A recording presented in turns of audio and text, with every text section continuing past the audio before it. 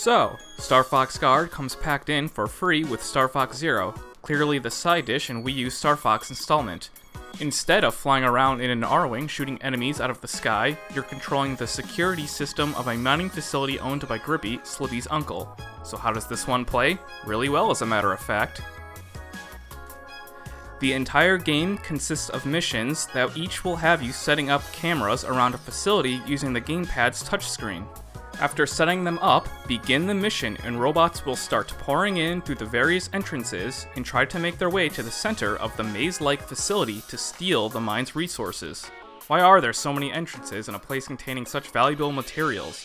Why are there so many hallways that make the place almost like a maze? Nobody knows. Point is, you have to shoot all the robots that come in before they reach the center, or else you fail.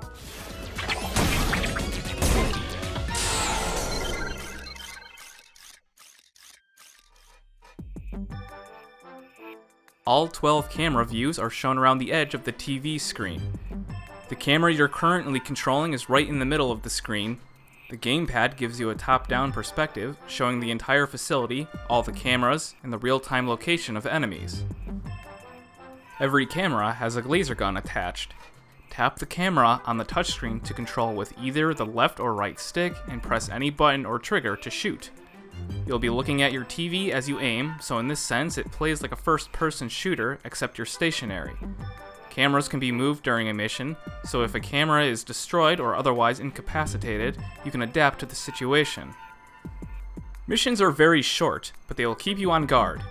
No pun intended. The action can get pretty intense. There are many different bots that will infiltrate the facility and each bring something unique. When there are many different kinds of bots in the area at once, you'll need to think fast on how to best deal with them. You will also have to be mindful of where you leave your cameras pointed, as you will constantly be looking at your screen to see where enemies are coming in. On top of that, you'll have to be moving cameras on the fly if things aren't working out. Adding more strategy to this, there are special cameras that you can utilize. By leveling up, you acquire a number of enhancements that you can add to a camera, such as one that will lock on to multiple targets, or one that will slow down time. Find the best enhancements to use for the mission and the best spot to place them, and things will go very smoothly. Neglecting these can cause some serious trouble in the more difficult missions. Should you fail a mission, you are shown the path where the offending bot went, which is helpful for adjusting your strategy the next time you set up your camera placement. Flicking the camera in a direction will quickly aim your camera in that direction. Mastering this is very useful, as it will be almost impossible to take care of a swarm of bots aiming slowly with the sticks. This is a nice feature and very much welcomed, just as long as you don't accidentally pick up your camera and drag it to somewhere you didn't want it. Time is very much of the essence here, and wasting just a few moments can ruin the success of your mission. Letting you adjust your stick sensitivity would have been great, but this option is nowhere in sight, forcing you to rely on flicking the touchscreen for quick turns, which not everyone will like.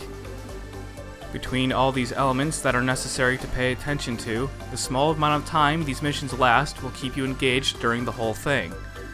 Star Fox Guard is better played in short bursts. Playing for a long period of time can become a stale experience. You'll encounter boss battles that do help break up the repetitiveness and force you to think in different ways than the rest of the missions.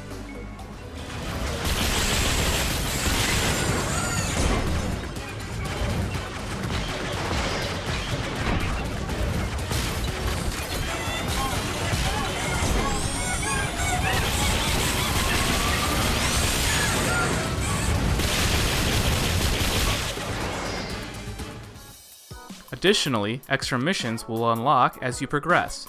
These missions are based off the regular missions, but add in a twist, such as adding switches that will give enemies temporary invulnerability, or having enemies that drop in on parachutes, as well as many other things. The content really gets packed in on this game.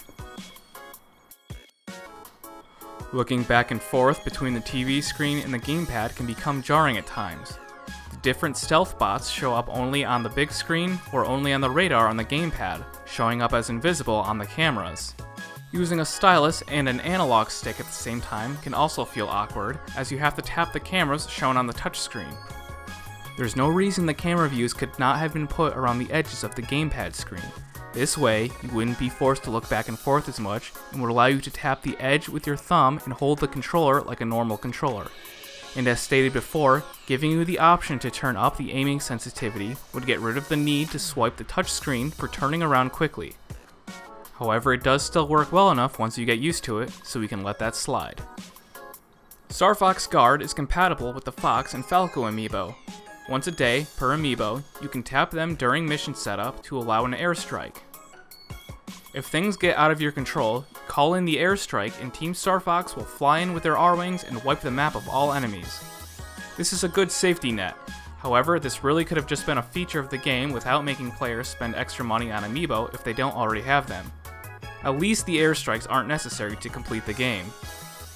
Beyond the main game, Star Fox Guard features a squad creation.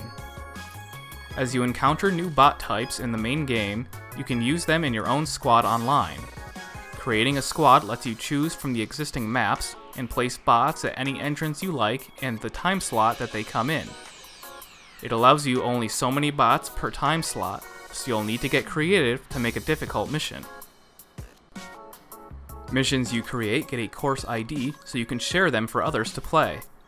If you want to play some creations made by other players, you can head to rival squads where you'll take on missions at random. After completing a mission, you're given the option to take on more missions created by that user, which is a nice little feature if you really liked what they made. It would have been nice if you could create your own maps and place your own walls, but that may have been more effort than it's worth. Squads was a great way to give people who love Guard's style of gameplay a way to continue playing after completing all the missions in the main game. As long as people keep creating, there will be a virtually endless supply of missions to take on. So that's Star Fox Guard, a simple concept but with plenty of strategy and action to keep almost anyone entertained for short bursts at a time. This is a great complement to Star Fox Zero, and as a free bonus, unless you're buying digitally, you can't really complain. Star Fox Guard gets an 8 out of 10.